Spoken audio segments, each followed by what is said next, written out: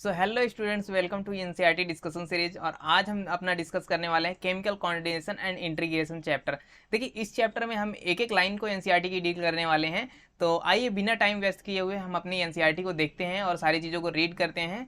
देखिए, यहाँ पे क्या कह रहा है, you have already learned that the neural system provides a point to point rapid coordination। देखिए, यहाँ पे क्या कह रहा है कि अगर हम न्यूरल सिस्टम की बात करते हैं तो वो हमारे बॉडी में क्या करता है, हमारे बॉडी में एक ऑर्गन से दूसरे ऑर्गन या एक सेल से दूसरे सेल, अलग अलग टाइप की जो सेल्स होती हैं उनमें क्या करता है, कोऑर्डिनेशन को प्रोवाइड करता है। कोऑर्डिनेशन का मतलब क्या है, वो एक वे में यानी कि पूरी सर्विस को प्रोवाइड करता है, बॉडी एक मैनर में वर्क करे। तो आइए आगे हम इसके देखते हैं। यहाँ पे क्या कह रहा है, देखिए, एमंग ऑर्गन यानी कि किसी ऑर्गन की बात करते हैं।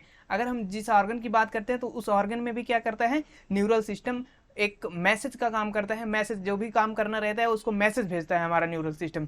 देखिए, यहाँ पे कह रहा है the neural coordination is a fast but short lived. अगर हम न्यूरल कोऑर्डिनेशन की बात करते हैं, यहाँ पे बोल रहा है कि न्यूरल कोऑर्डिनेशन जो होता है वो शॉर्ट लिव्ड होता है। शॉर्ट लिव्ड का होने का मतलब क्या है कि वो ज़्यादा समय के लिए नहीं होता है। अगर यहीं पे हम लॉन्ग लिव्ड की बात करते हैं तो वो हमारे पास हार्मोन का सिक्रीशन होता है। तो हमारा न्यूरल सिस्टम कैसा होगा, ये शॉर्ट लिव्ड होगा, इसका मैसेज ज़्यादा देर तक रिस्पॉन्स नहीं करेगा। अब बात करते हैं the nervous fibre. Nerve fibre do not interactive all cell of the body and their cellular function needed to be continuously regulate।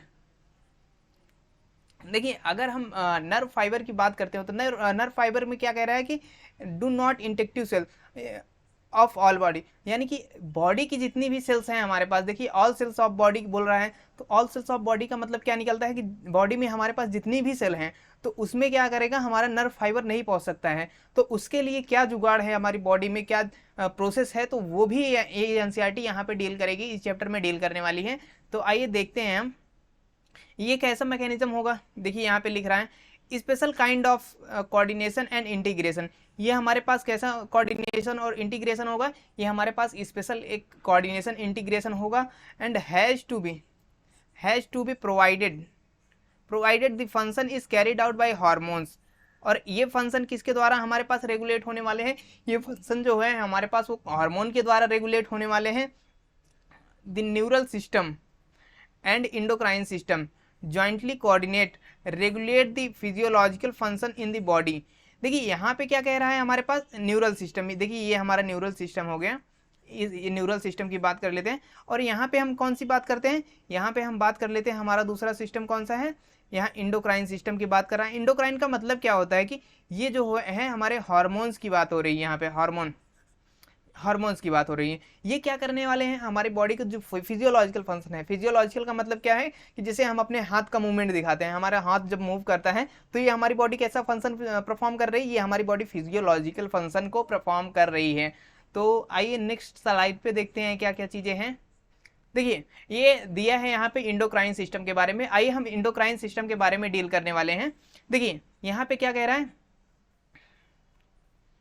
Endocrine glands and hormone producing tissue cells. देखिए, यहाँ पे क्या कह रहा है, इंडोक्राइन कुछ हमारे पास ग्लैंड्स होंगी जो कि क्या करेंगे, हमारे पास हार्मोन्स को प्रोड्यूस करने वाली हैं। और ऐसे टिश्यू या सेल, मतलब जो हार्मोन को प्रोड्यूस करेंगे, इसमें कौन सी प्रोसेस होने वाली है, मेनली ऐसे टिश्यू या सेल्स में डिफ्यूजन की प्रोसेस होगी। और यहाँ पे कह रहा है located in different part of the body constituent of endocrine system. देखिए, ये बॉडी के एक अलग अलग पार्ट में भी लोकेटेड हो सकते हैं। ये चीज़ें क्या होंगी, बॉडी के जब अलग अलग पार्ट में लोकेटेड होंगी हमारे पास, तो ये पूरा एक सिस्टम बनाएंगी जिसे हम कहेंगे इंडोक्राइन सिस्टम। यानी कि इंडोक्राइन सिस्टम में हमारे पास क्या क्या आएगा, देखिए हम देखते हैं। हमारे पास पिट्यूटरी आ रहा है, पीनियल आ रहा है, thyroid, adrenal, pancreas, parathyroid, thymus and gonads. ये सारी हमारे पास कौन सी चीज़ें आ रही हैं, हमारे पास एंडोक्राइन सिस्टम आ रहा है जो कि हमारी पूरी होल बॉडी में रेगुलेट होने वाला सिस्टम है। अब बात करते हैं यहाँ पे टेस्टिस की। Testis in males and ovaries in females. देखिए, ये गोनेड्स की जो बात की है, यहाँ पे गोनेड्स की बात हो रही है। तो ये मेनली क्या है, हमारा गोनेड्स, यानी गोनेड्स क्या है, हमारे एक इंडोक्राइन सिस्टम का ही पार्ट है हमारा गोनेड्स, जो कि हमारा क्या होगा, अगर मेल की बात करते हो तो मेल में हमारा टेस्टिस होगा, और फीमेल की बात करते हैं तो यहाँ पे हमारे पास ओवरी होगा। ये हमारे क्या है, गोनेड्स। और इनमें क्या होता है कि हार्मोन्स कुछ रिलीज होते हैं, तो उसी के हिसाब से अपना फंक्शन परफॉर्म करते हैं। अब बात करते हैं are organised endocrine bodies in our body, और ये हमारे पास कैसे ऑर्गेनाइज होंगे, ये हमारे पास एक इंडोक्राइन बॉडी के मैनर में ऑर्गेनाइज होंगे। इंडोक्राइन बॉडी का मतलब क्या निकल रहा है यहाँ पे, इंडोक्राइन बॉडी का मतलब यहाँ पे ये निकल रहा है कि एक इंडोक्राइन पार्ट है, मान लीजिए हमारे बॉडी ऑर्गन्स हैं तो ये इंडोक्राइन पार्ट है, तो इसे इन बॉडी ऑर्गन्स को हम क्या कह रहे हैं, इंडोक्राइन बॉडीज कह रहे हैं। अब बात करते हैं in addition to these some other organs, अगर हम ऐसे ही ऑर्गन की बात करते हैं तो इसमें क्या होगा कि हमारे पास कुछ अलग तरीके से भी ऑर्गन होंगे। जैसे ये हमारा कौन सा हो गया, यहाँ पे हमारा हो गया गैस्ट्रोइंटेस्टाइनल ट्रैक्ट, यानी कि ये किसकी बात कर रहा है, जीआईटी की, गैस्ट्रोइंटेस्टाइनल ट्रैक्ट। इसमें क्या होता है कि हमारी जो गट है, जो हमारी एंडोमेंट्री कैनाल है, यानी कि जब हम मुंह से कोई चीज़ इनगल्फ करते हैं हमारे पूरे पेट में जाते हुए हमारे एनस से एक्सक्रीट आउट हो जाता है, तो वो पूरी कैनाल हमारे पास क्या है, वो हमारे पास जीआईटी है। जीआईटी का मतलब क्या होता है कि हमारी जो जीआईटी है वो गैस्ट्रोइंटेस्टाइनल ट्रैक है, यानी कि जीआईटी का मतलब क्या है कि जो हमारी ऑसोफेगस हो गई, माउथ का फेरिंग्स हो गया, या मान लीजिए हमारा इंटेस्टाइन का पार्ट हो गया, लार्ज इंटेस्टाइन का पार्ट हो गया, स्टमक का पार्ट हो गया, ये हमारे सारे जीआईटी में आएंगे। अब हम बात करते हैं लीवर की, किडनी की, हार्ट एंड प्रोड्यूस हार्मोन्स। ये सारे ऑर्गन, जैसे कि हमने जीआईटी की बात की, लीवर की बात की, एक ऑर्गेनाइज में मैं लिख देता हूँ आपका, देखिए जीआईटी हो गया, किडनी, लीवर, हार्ट, ये क्या करेंगे हमारे पास, ये जो ऑर्गन्स मैंने लिखे हैं ये आप लिख लीजिएगा ऐसे ही मैनर में, एक नंबरिंग करके लिख लीजिएगा, क्योंकि ये इंपॉर्टेंट ऑर्गन है, आपके एग्जाम में आ सकते हैं, क्योंकि ये क्या करते हैं, ये ऑल्सो हार्मोन्स को प्रोड्यूस करते हैं, यानी कि ये हार्मोन्स को प्रोड्यूस करने के काबिल हैं ये ऑर्गन्स जो हैं हमारी बॉडी में।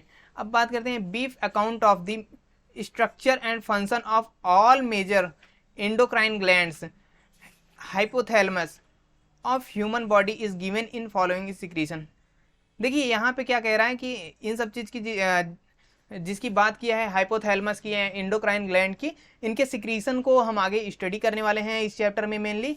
तो आइए देखते हैं यहाँ पे हम आगे क्या लिखा है। देखिए यहाँ पे क्या है, ये इंडोक्राइन ग्लैंड्स एंड हार्मोन्स, यहाँ पे इंडोक्राइन ग्लैंड्स के बारे में बात करेगा और उसके हार्मोन्स के बारे में बात करेगा कि ये कैसे, किस टाइप के हार्मोन्स को रिलीज करते हैं हमारी बॉडी में। देखिए यहाँ क्या कह रहे हैं, इंडोक्राइन ग्लैंड्स लैक डक्ट्स। अगर हम इंडोक्राइन ग्लैंड्स की बात करते हैं तो यहाँ पे क्या होगा, यहाँ पे डक्ट नहीं होगी, ये कैसी होगी, ये डक्टलेस होगी। देखिए यहाँ पे लिखेगा भी, ये डक्टलेस ग्लैंड है, देखिए ductless endocrine and their secretion are called hormones. देखिए इंडोक्राइन जिसमें डक्ट नहीं होती है, ऐसी ग्लैंड्स के सिक्रीशन को हम क्या कहते हैं, ऐसी ग्लैंड्स के सिक्रीशन को हम हार्मोन्स कहेंगे।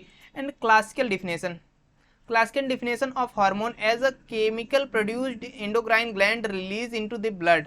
अगर हम पुरानी डिफिनेशन की बात करते हैं, क्लासिकल का मतलब क्या है कि जो पुराने ज़माने से चली आ रही हमारे पास डिफिनेशन है, अगर हम उसकी बात करते हैं तो उसके हिसाब से क्या है कि जो हमारे पास इंडोक्राइन ग्लैंड होंगी उनके द्वारा जो सिक्रीशन हमारे ब्लड में छोड़ा जाएगा वो क्या होगा, हमारा वही हार्मोन होता है, और वो कुछ टारगेटेड ऑर्गन्स को क्या होता है, टारगेट करता है और उस पर एक्ट करता है। देखिए यहाँ पे लिखा है ट्रांसपोर्टेड टू ए डेस्टिनी यानी कि एक लोकेशन पे जहाँ पे उसे जाना है, वही मतलब उसका मेन लोकेशन वही है जहाँ पे वो टारगेट किया जाता है, उसकी डेस्टिनी है। And located at target organ, और ये टारगेट ऑर्गन पे क्या करेगा, अटैक करेगा, यानी कि उस पर वर्क करेगा। वर्क करने के बाद क्या होगा, प्रॉपर हमारे पास उसका एक्ट होगा, एक्ट होने के बाद वो एक फंक्शन को परफॉर्म करने लगेगी हमारी बॉडी। अब बात करते हैं करंट साइंटिफिक डिफिनेशन। अगर हम एक साइंटिफिक मैनर में बात करते हैं, जो कि हमारे पास करंट डिफिनेशन है, हम अगर उसकी बात करते हैं तो उसमें क्या कह रहा है, देखिए hormones are non nutrients chemical which act as intercellular messenger are produced in trace amount. देखिए हार्मोन्स कैसे हैं, हमारे पास नॉन न्यूट्रिएंट्स केमिकल्स हैं, और ये क्या कैसे एक्ट करेंगे, एक्ट एज इंटरसेलुलर मैसेंजर, ये हमारे पास इंटरसेलुलर मैसेंजर की तरह एक्ट करने वाले हैं। And are produced in trace amount, और ये कैसे प्रोड्यूस होंगे, ये ट्रेस अमाउंट में प्रोड्यूस होंगे, यानी कि एक अलग अमाउंट में प्रोड्यूस होंगे, जिससे हमारी बॉडी पे क्या कर सके, ये इम्पैक्ट डाल सकें। अब बात करते हैं new definition covers number of molecules in addition to hormones secreted by organised endocrine glands. तो यहाँ पे क्या कह रहा है कि अगर हम नई डिफिनीशन के हिसाब से देखते हैं तो हमारे पास क्या होगा कि न्यू मॉलिक्यूल्स, जैसे कि हम किसी नए मॉलिक्यूल्स की बात करते हैं तो वो हमारे क्या होगा, हमारे बॉडी में सिक्रीट आउट होगा। सिक्रीट आउट होने के बाद वो प्रॉपर एक मैनर में एक्ट करेगा, वो हमारी बॉडी को एक क्या करेगा कि हमारी बॉडी को एक वे में प्रॉपर फंक्शनिंग कराएगा। तो आगे बात करते हैं, invertebrate possesses very simple endocrine system, few hormones. अगर हम इनवर्टिब्रेट की बात करते हैं तो हमारे पास इनवर्टिब्रेट्स में क्या होगा कि कुछ ही हार्मोन होंगे, बहुत ज़्यादा हार्मोन नहीं होंगे। अगर हम बात करते हैं किसमें, वर्टिब्रेट की बात करते हैं, देखिए वर्टिब्रेट में क्या हो रहा है, हमारे पास वर्टिब्रेट में हमारे पास क्या होंगे, बहुत सारे हार्मोन्स होंगे, यानी कि किसी काम के लिए कोई स्पेसिफिक हार्मोन होगा और किसी काम के लिए कोई स्पेसिफिक हार्मोन होगा।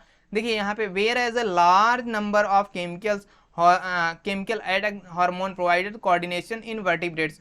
अगर हम यहाँ पे बात करते हैं, हमारे पास क्या है कि जो हमारे पास वर्टिब्रेट्स हैं, वर्टिब्रेट्स में मतलब लार्ज नंबर ऑफ, यानी कि बहुत से ज़्यादा केमिकल होंगे, हमारे पास काफ़ी केमिकल्स होंगे जो कि कैसे एक्ट करेंगे, हमारे पास वो हार्मोन्स की तरह एक्ट करेंगे, और प्रोवाइड मेनली ये किस में दिखते हैं, हमारे पास ज़्यादा नंबर वाले हार्मोन ये वर्टिब्रेट्स में दिखते हैं। वर्टिब्रेट्स यानी कि जिनमें वर्टिब्रल कॉलम्स होती है, यानी कि पीछे की जो हमारी हड्डी होती है, ये पीछे की हड्डी, तो उसे हम क्या कहते हैं, वर्टिब्रल कॉलम कहते हैं। अब ये क्या है, आगे की हेडिंग में डिस्क्राइब करेगा किसको, ह्यूमन एंडोक्राइन सिस्टम को डिस्क्राइब करेगा, यानी कि हमें पढ़ाएगा ये एनसीईआरटी, एक एक लाइन को उसको भी डिस्कस करेंगे। हमारा डिस्कशन आज यहीं तक था। थैंक यू दोस्तों।